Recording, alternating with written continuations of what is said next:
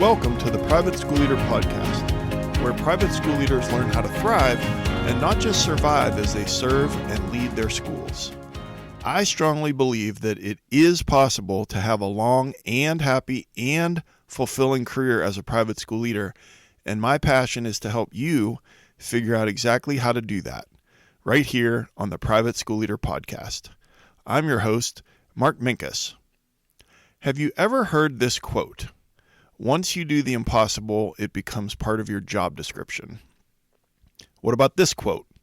No good deed goes unpunished. And then one more. Have you heard this one? If you want something done well, ask a busy person. Well, I know I've said all three of those things before. And usually that's after I've been given a task immediately after doing something well. And say, well, no good deed goes unpunished. Or once you do the impossible, it becomes part of your job description. And then I've also certainly thought about the third quote, if you want something done well, ask a busy person. But what do these three quotes have in common? Well, these three quotes are all describing performance punishment. And this is something that I've done before and regretted it. And on today's episode of the Private School Leader Podcast, we are going to discuss performance punishment. What is performance punishment? Why it could be destroying the morale at your school? The performance punishment cycle? Why is it a problem? What does brain science say about why it happens?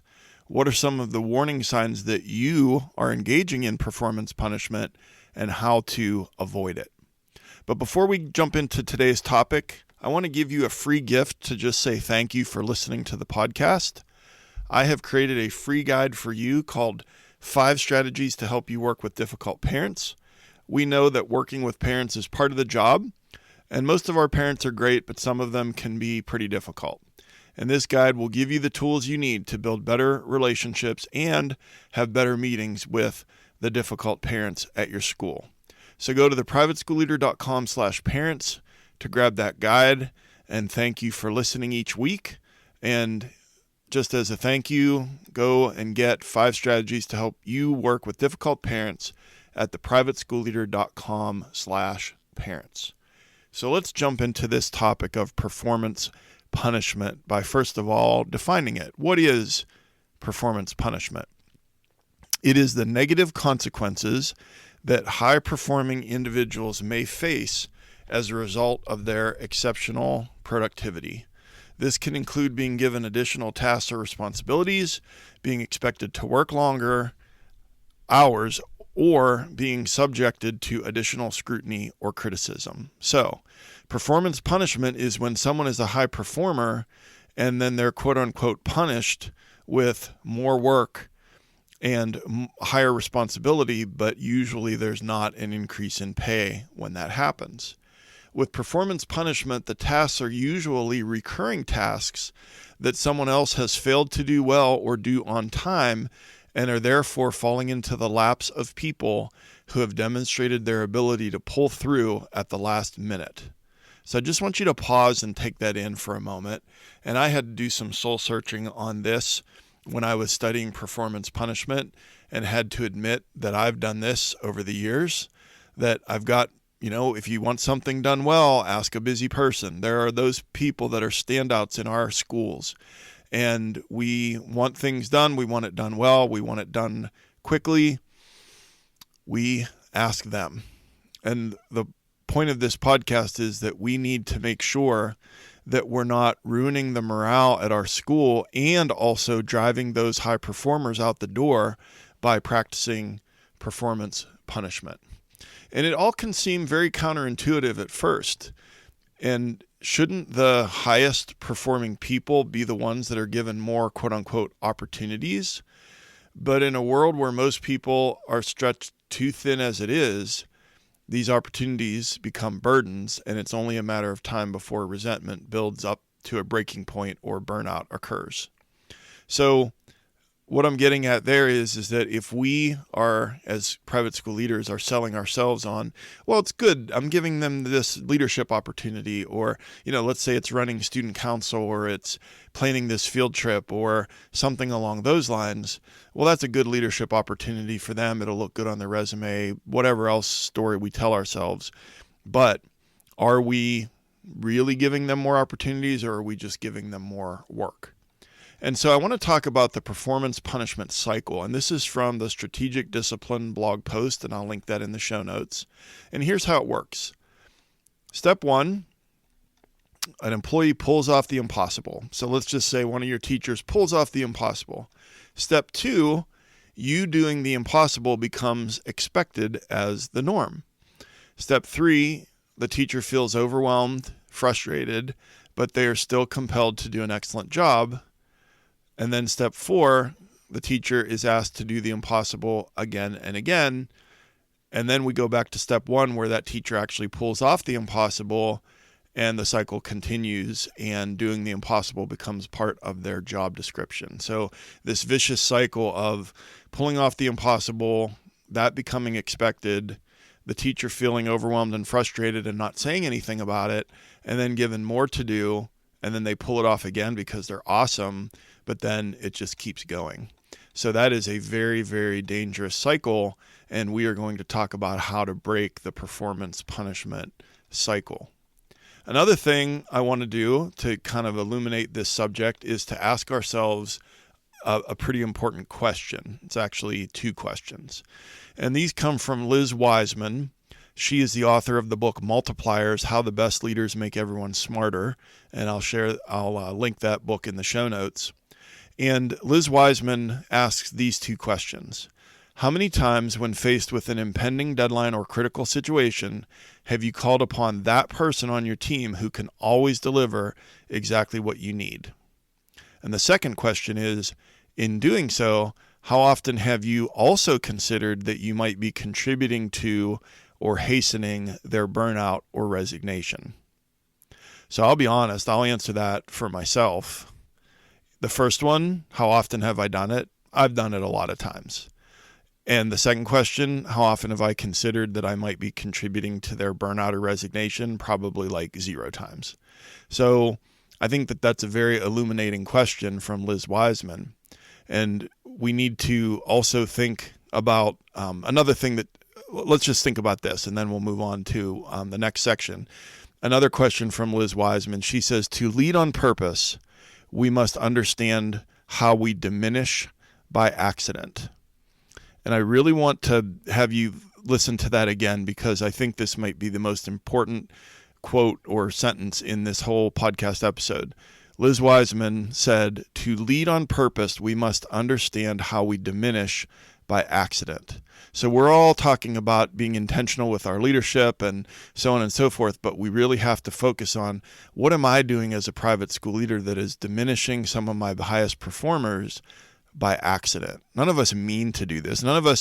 I really believe that none of us are intentionally overloading our teachers and doing it because we're trying to get away with something or do less work ourselves or whatever. I think we're doing it by accident. But to lead on purpose, we must understand how we diminish by accident. All right. So then, why is performance punishment a problem in our schools? In other words, why is it a problem? Why can't we just do it and not really worry about it? Okay, first of all, our high performers get burned out. Second, exhaustion, low productivity, and decreased motivation are the things that are going to happen to our high performers. And they get resentful because they most of the time don't say no. So teachers are very likely not going to say no. Your administrative assistant, other people on your staff, people in your fundraising department, people in your communications team, you give them something to do, very likely they're not going to say no. And if it's a normal amount of work that can fit in the normal workday with some seasons of extra time outside of work, then great. But if it's performance punishment, then we have a big problem. And probably one of the biggest problems is high performers leave. And then we feel bad after the fact, and hindsight is 2020. Oh man, maybe I shouldn't have loaded that person up with all that stuff. But we don't want them to leave, and we don't want them to be miserable. And then the other side of the coin is the low performers. Low performers are then not held accountable, especially if some of these repeatable tasks are given to high performers, because the low performers aren't pulling their weight, and it doesn't allow them to grow. And it's just that two sides of the coin. We load up a high performer and we don't hold a low performer accountable. And the title of this episode is Performance Punishment Might Be Destroying the Morale at Your School. Well, how is that destroying the morale at your school? Well, just think about it. High achievers get rewarded with more work, and low performers don't get asked to do the work. And so the high performer is there working late and really stretched out, more so than a typical teacher. And that low performer is leaving 5 minutes after the bell at the end of the day and having dinner with their family. So a huge amount of resentment from your best people towards your lower performers, or towards your novice teachers who might be potential high performers but just have not been tasked with responsibility yet, because let's face it, with a new teacher, we're trying not to load them up because we want them to have a good first year. And so I've seen it happen where someone that has been loaded up with extra work might have resentment towards a new teacher who isn't loaded up, and it has nothing to do with that teacher or their performance. It just has to do with the fact that they're new.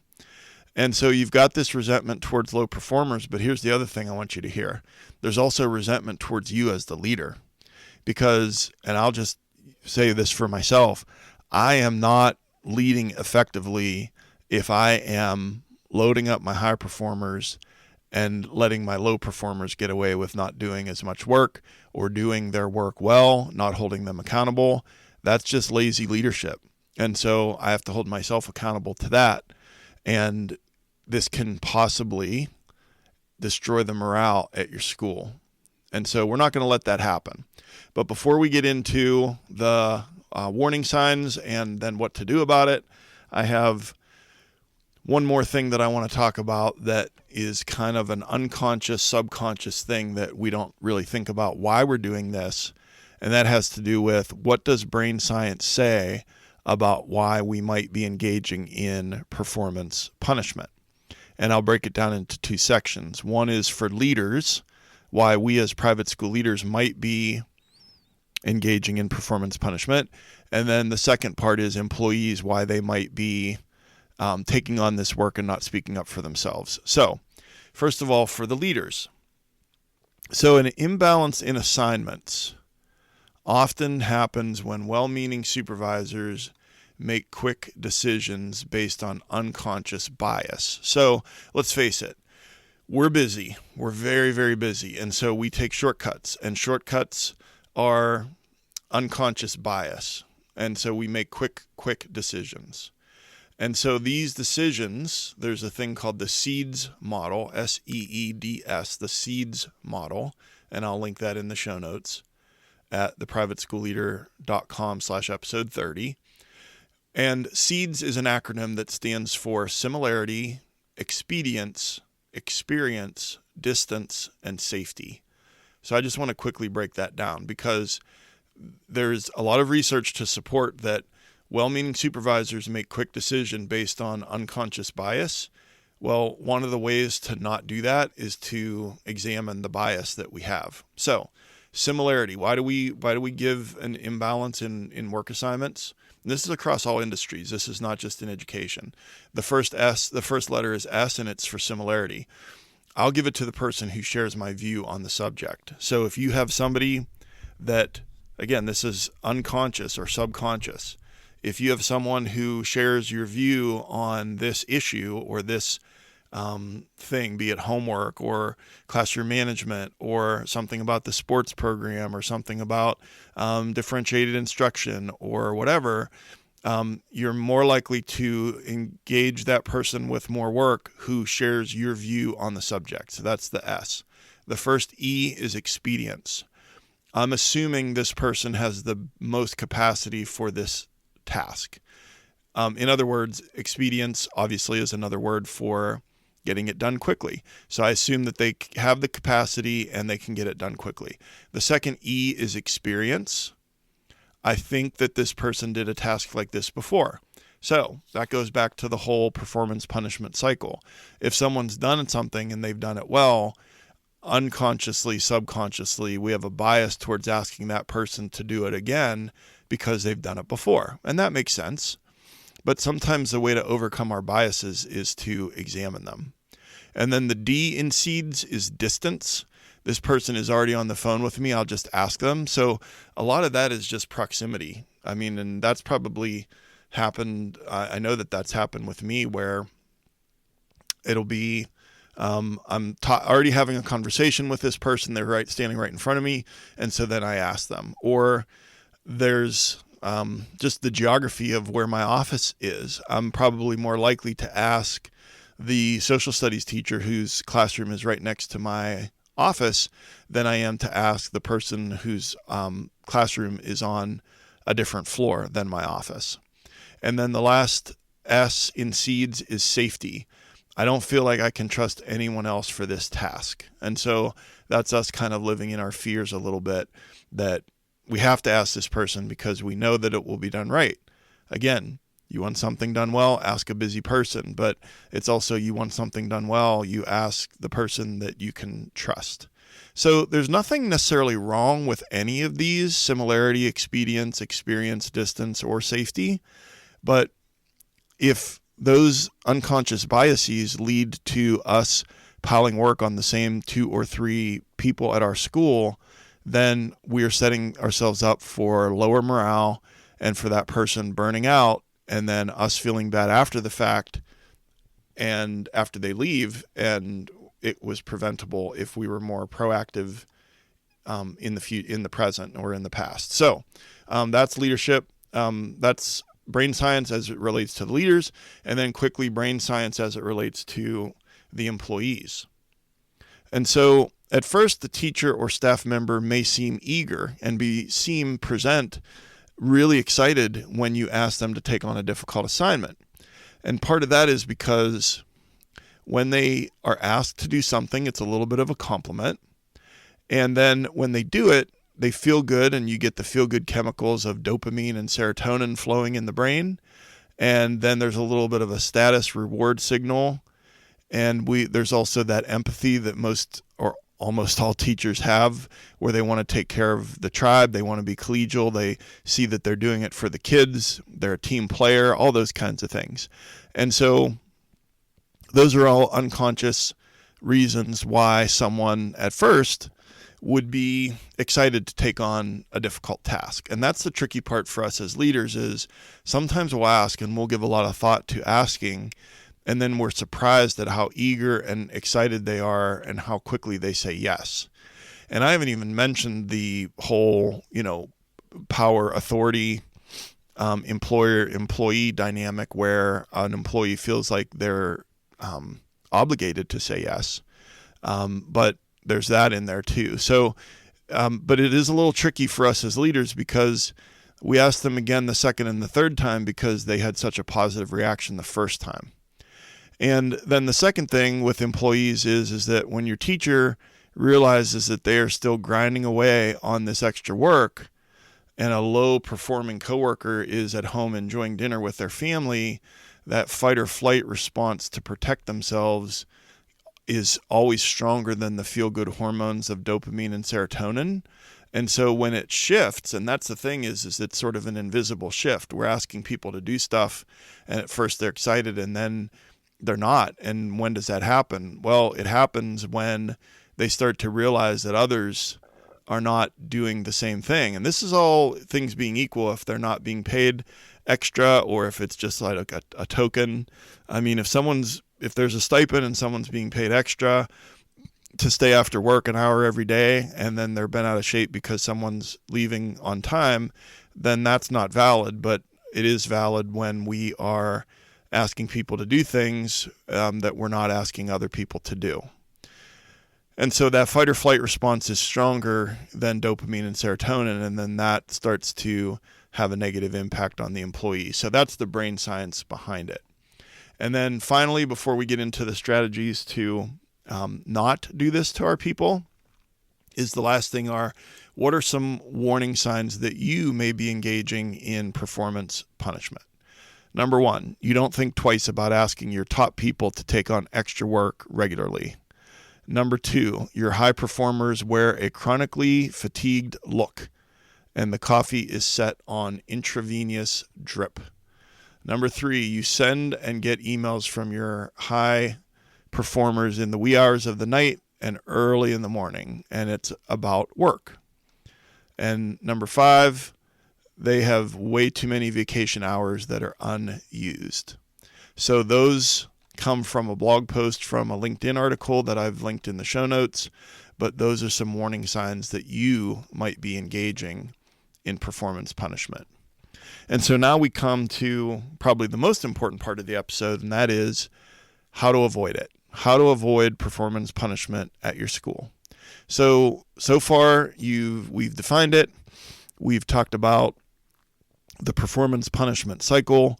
We've talked about how it can impact morale, and we've talked about how it could cause our best people to kind of burn out and leave. And so I think we're all in agreement that this is a problem, or something that if it's not a problem in your school, it could become a problem, and we don't want that. So let's get into how to avoid it. Number one, acknowledge that this has to stop if you want to keep your good people. So you just acknowledge that, let's face it, for me, sometimes it's just easy to go to my high performers and be like, hey, can you do this? And every once in a while, that's okay. I'm not saying that you should never ask a high performer for help with something. There are times when I'm just completely slammed and drowning in the deep end of the pool, and I need some help. And so I go and I ask for some help. There's nothing wrong with that. This is more about a pattern than it is about a one-off. And so we have to really have an honest, just acknowledge that this has to stop if we want to keep our good people. And then the second thing that we want to do is take an inventory of the workload of our high performers. Just take an honest look at the workload of your high performers. How much are they actually doing in addition to their teaching schedule or in addition to their typical job responsibilities? Number three, stop piling on the projects. Your high performers may not feel comfortable telling you that it's too much. She's thinking, or he's thinking subconsciously, of course, hey, I'm a high performer. I can handle it. Or the boss needs my help. I can't turn him down. And so, again, we just have to pause and assess, and then really think about whether or not we can give this project to this person. And then that really leads to number four, which I think is one of the most important, and that is have a heart-to-heart conversation with this person, your high performer. Find out how they are really doing. Ask them sincerely if the workload is too much. Pre-call it by saying like no is an acceptable answer, or for them to just try to really set the stage for them to be as honest as possible. Are they getting enough time at home? Where do they want to be in 5 years? Do they see that these tasks are helping them with their professional growth? There's a lot of questions there, but it's stuff that we really need to know about our best employees, because let's face it, we want to keep them. We want to grow them. They can have a huge impact in our school, and we don't want to just inadvertently burn them out with tasks that actually someone else could be doing. And that brings us to number five, which is recognize that your low performers will never grow this way. And I'm speaking for myself here. There have been many times where I just avoid the discomfort of holding a low performer accountable to do the certain things, and it's easier to ask someone else that I know will get the job done. And so our low performers are never going to become high performers if we just leave them there, don't hold them accountable, and don't give them the things to do that will help them grow. Number six, consider paying a stipend for the extra work. And this is a different situation for every school based on your enrollment and your budget, but there are extra things that are important for retention and for recruitment.